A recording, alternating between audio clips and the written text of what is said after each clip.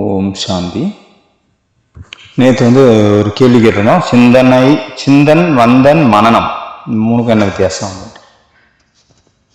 சிந்தன் அப்படின்னா சிந்தனை பண்றது, மந்தன் அப்படின்னா அதை எப்படி லைஃப்ல கொண்டு வர்றது அப்படின்னு யோசிக்கிறது ஆழமா. சிந்தனை அப்படின்னா ஷார்ட்டா சொல்லணும் அப்படின்னா கடலை பார்க்கறதுங்க. அதுவே மந்தன் அப்படின்னா கடலை பற்றி தெரிஞ்சுக்கிறது நல்லா டீட்டெயிலாக. மனனம் அப்படின்னா கடலுக்குள்ள மூழ்கி எழுந்திருக்கிறது. புரிஞ்சுதா? அதுலேயே மந்தனம் அப்படின்னா அந்த கடலுக்குள்ள போய் முத்தை எடுத்துட்டு வர்றது. இன்னைக்குள்ள அவ்வியக்த முரளி பார்த்தீங்கன்னா 30/11/2011. பிராமண வாழ்க்கையினுடைய 3 முக்கியமான பாக்கியங்கள் என்னென்ன? ஃபர்ஸ்ட் கேள்வி இந்த முரளியில் உள்ளது. சம்பந்தங்களுடைய பிராப்தி, திவ்ய பிறப்பினுடைய பிராப்தி, திவ்ய பிராப்திகளினுடைய பிராப்தி. சம்பந்தங்கிறது கூட 3 சம்பந்தம்.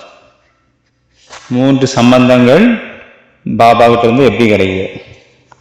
ஒன்று அவர் தான் அப்பாவா இருக்கிறாரு, அவர் தான் டீச்சரா இருக்கிறாரு, அவர் தான் சத்குருவா இருக்கிறார். அப்புறம் குருவாகவும் இருக்கிறார். அப்பாவா இருக்கிறாரு, டீச்சரா இருக்கிறாரு, குருவா இருக்கிறார். அடுத்த கேள்வி அப்பா சம்பந்தத்தின் மூலமாக நமக்கு என்ன பிராப்திகள் கிடைக்குது? ஆஸ்தி, உயர்ந்த ஆஸ்தி மற்றும் அனைத்து பிராப்திகளுடைய ஆஸ்தி கிடைக்குது. 9 கஜானாக்கள் என்னென்ன தெரியுமா? 9 கஜானாக்கள் நவநிதி அப்படின்னு சொல்லுவாங்க பக்தியில. ஞானத்தில் உள்ள நவநிதி என்னெல்லாம் சொல்லுங்க? ஞானம், குணம், சக்தி, தூய்மை,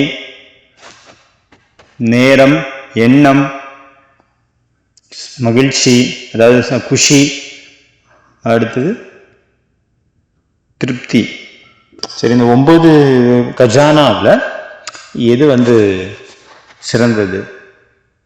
சர்வஸ்ரேஷ்ட கஜானா எது? இந்த 9ல இருந்து எது சர்வஸ்ரேஷ்ட கஜானா அப்படின்னு சொல்லலாம்? இந்த 9ல இருந்து எது பெரிய கஜானா சொல்லுங்க பாப்போம். அதாவது நேரத்தினுடைய கஜானா தான் அதோட ரொம்ப வேல்யூபிள் ஆனது. சரி, வேல்யூவே இல்லாதது எது? எல்லாத்துலேயும் வேல்யூ, எல்லாத்த விட வேல்யூ குறைஞ்சது எது? இந்த 9 கஜானாவில் எல்லாமே வேல்யூபிள் இல்லை, வேல்யூ குறைஞ்சது அப்படின்னு கிடையாது. இந்த கஜானாவில் அவினாஷி கஜானா, அவினாஷி கஜானா அப்படின்னு எது சொல்லலாம்? அழியாத கஜானா. ஞானமா, எண்ணமா, சக்தியா? சரி, ஓகே, எல்லாமே ஓகே தான். அவினாஷி ஏதாவது ஒன்று செலக்ட் பண்ணோன்னா எதை செலக்ட் பண்ணுவீங்க? சரி, நம்ம இதை பின்னாடி பார்க்கலாம். சரி, அடுத்த கேள்வி டீச்சர் அப்படிங்கிற சம்பந்தத்தின் மூலமாக நமக்கு என்ன கிடைக்கிறது? பாபா நமக்கு டீச்சராகவும் இருக்கிறார், நமக்கு தெரியும். அந்த டீச்சர் சம்பந்தத்தின் மூலமாக நமக்கு என்ன கிடைக்கிறது? என்ன பிராப்தி கிடைக்குது? சுயராஜ்ய பதவி, அப்புறம் உலக ராஜ்ய பதவி, 2 பதவி. சத்குருவினுடைய மிக முக்கியமான ஸ்ரீமத் என்ன? இன்றைய முரளியில தன்னை ஆத்மா அப்படின்னு புரிஞ்சுக்கோங்க. கரெக்டா பதில்?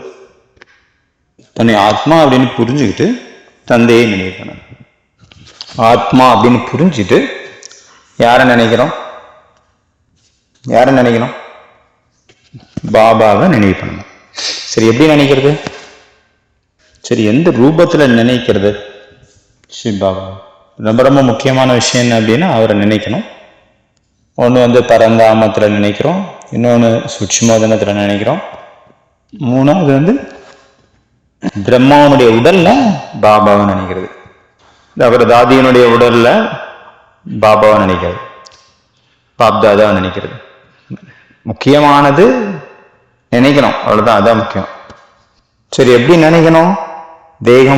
தேக சம்பந்தம் எல்லாத்தையும் மறந்து தன்னை ஆத்மா அப்படின்னு புரிஞ்சுக்கிட்டு பாபாவை நினைவு பண்ணணும். தேகத்தினுடைய சம்பந்தங்கள் என்னெல்லாம்? தேவனுடைய சம்பந்தம் கேட்டேன், வேற எதுவும் கேட்கலையே.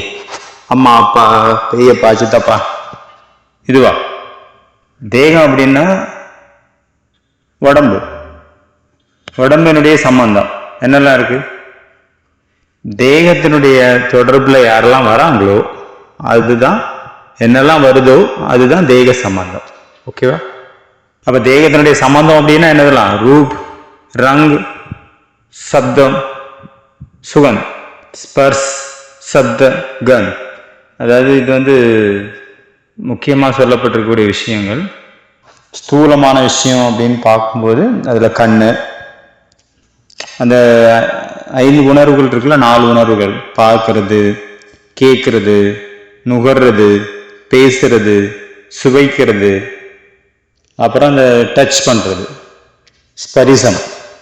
அதாவது உடலினுடைய தொடு உணர்வை மறந்து, கேட்கக்கூடிய உணர்வுகளை மறந்து, பார்க்கக்கூடிய விஷயங்களை மறந்து, பேசக்கூடிய விஷயங்களை மறந்து, கேட்கக்கூடிய விஷயங்களை மறந்து, சுவையினுடைய விஷயம் எல்லாத்தையும் மறந்து, இந்த 5 விஷயங்கள் இருக்குல்ல, 5 பார்த்தோம் இல்லையா, 5 இந்திரியங்களுடைய அந்த உணர்ச்சிகள், அதை எப்போ வெளியில வரக்கூடிய சூழ்நிலைகள் டச் பண்ணுதோ அப்பதான் அங்கே ப்ராப்ளம்ஸ் கிரியேட் ஆகும். இதுதான் பார்த்தீங்கன்னா தேகத்தினுடைய சம்பந்தம். புரிஞ்சுதா? இப்போ நல்ல ஒரு மியூசிக் கேட்டீங்க, அது ரொம்ப உங்களுக்கு பிடிச்சிருக்கு, அப்புறம் நல்ல மியூசிக் இல்லை, மொக்கையா இருக்கு, அப்போ உங்களுக்கு அது பிடிக்கல, அப்போ அதுக்கு மேலே ஒரு வெறுப்பு வந்துருச்சு. ஏதோ ஒன்று சாப்பிட்டீங்க, ரொம்ப டேஸ்டாக இருந்தது, பிடிச்சிருக்கு. ஏதோ ஒன்று சாப்பிட்டீங்க, அது நல்லாவே இல்லை, பிடிக்கல, அப்போ டேஸ்ட் மேலே ஒரு டேஸ்ட்டு. இது கூட ஒரு தொடு உணர்வு. வெளியிலேருந்து ஒரு பொருள் நம்ம உடல்ல டச் பண்ணுது இந்த இந்திரியங்களை.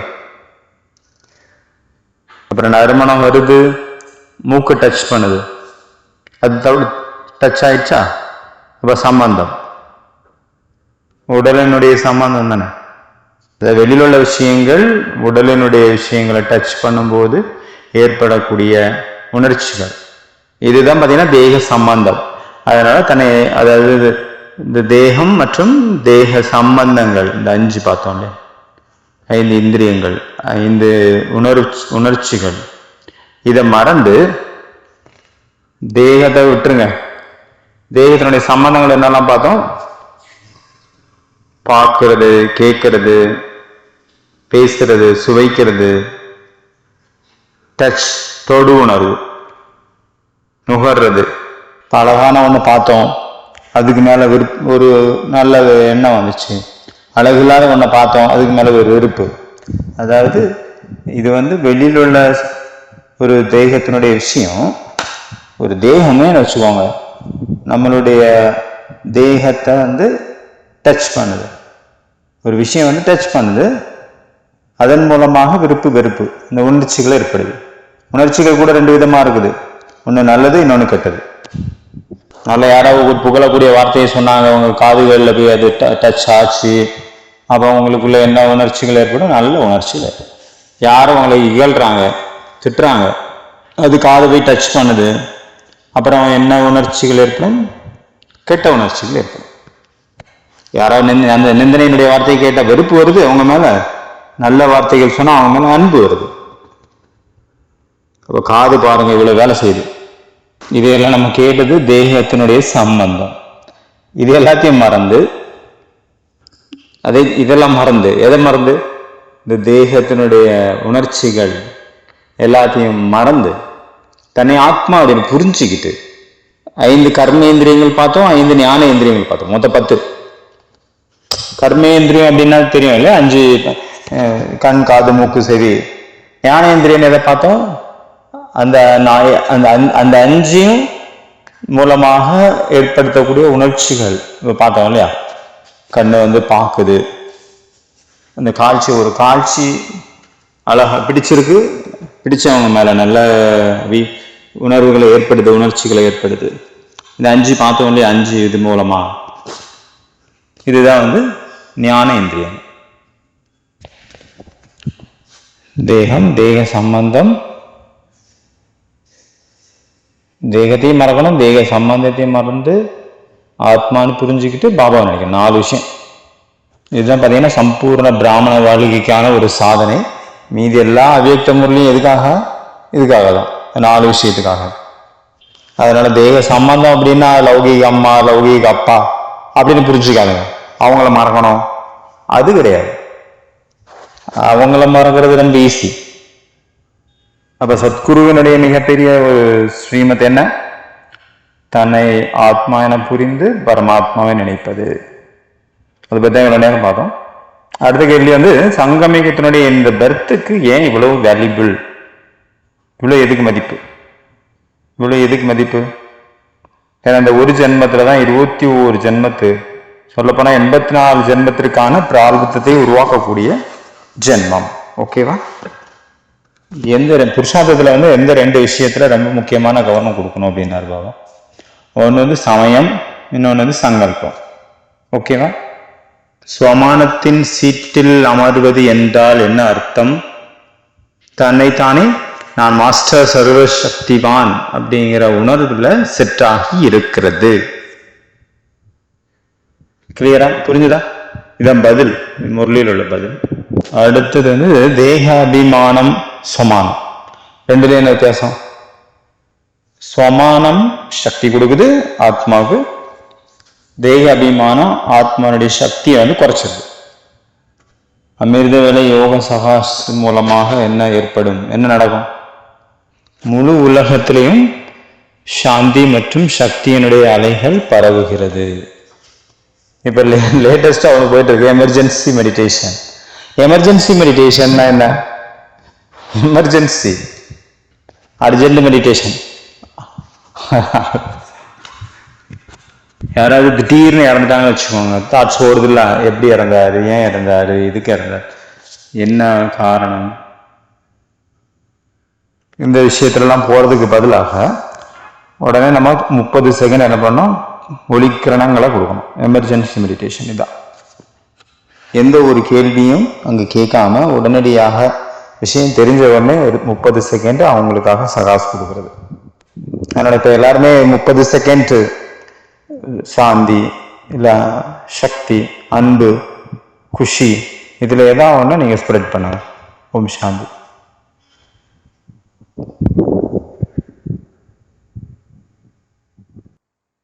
ஓம் சாந்தி. அடுத்த கேள்வி யாருக்கு தெரியுமோ அவங்க சொல்லக்கூடாது. ஆத்மாவனுடைய சுய தர்மம் என்ன? ஆத்மாவுடைய சுய தர்மம் வந்து சாந்தி. அதனாலதான் ஓம் சாந்தின்னு சொல்றோம். மனசை வந்து பிஸியா வைக்கிறதுக்காக 3 விஷயங்கள் என்னென்ன?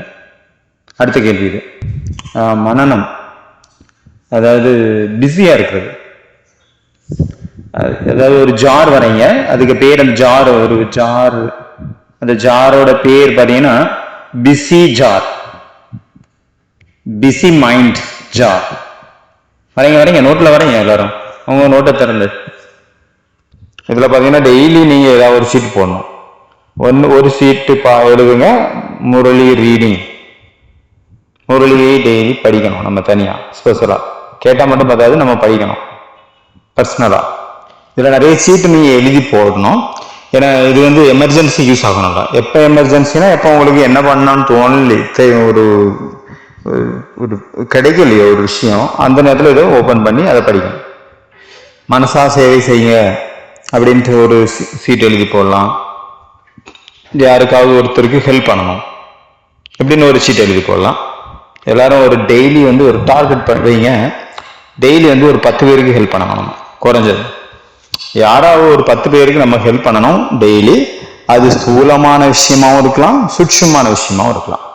அதுல ஒரு இன்னொரு சீட்டு போடுங்க, டிராமா அப்படின்னு ஒரு சீட்டு போடுங்க. அப்புறம் நன்றி உணர்வு அப்படிங்கிற ஒரு சீட்டு போடுங்க. இதை வந்து நீங்க முன்னாடி வச்சுக்கணும். உங்க ரூம்ல வந்து ஹாலில் எப்பெல்லாம் மனசுக்கு டிஸ்டர்பன்ஸ் தோணுதோ அப்போ அதை ஓப்பன் பண்ணி அதில் வந்து ஒரு சீட் எடுத்து அதை படிச்சு அதை வந்து நம்ம பண்ணலாம். இப்ப கேள்வி என்னவா இருந்தது? பிஸியா வைக்கிறதுக்கான 3 விஷயங்கள் என்னென்னு பார்த்தோம். ஒன்று வந்து மனசா சேவை, ஒன்று வந்து சேவை ஸ்தூல சேவை, இன்னொன்று வந்து மனன சிந்தனை. புருஷார்த்தத்துல வந்து சோம்பேறித்தனம் ஏன் வரக்கூடாது? அடுத்த கேள்வி இது. ஏன் சோம்பேறித்தனம் வரக்கூடாது? ஏன்னா அது புருஷார்த்தத்தை வந்து பலவீனமாக்கிறது.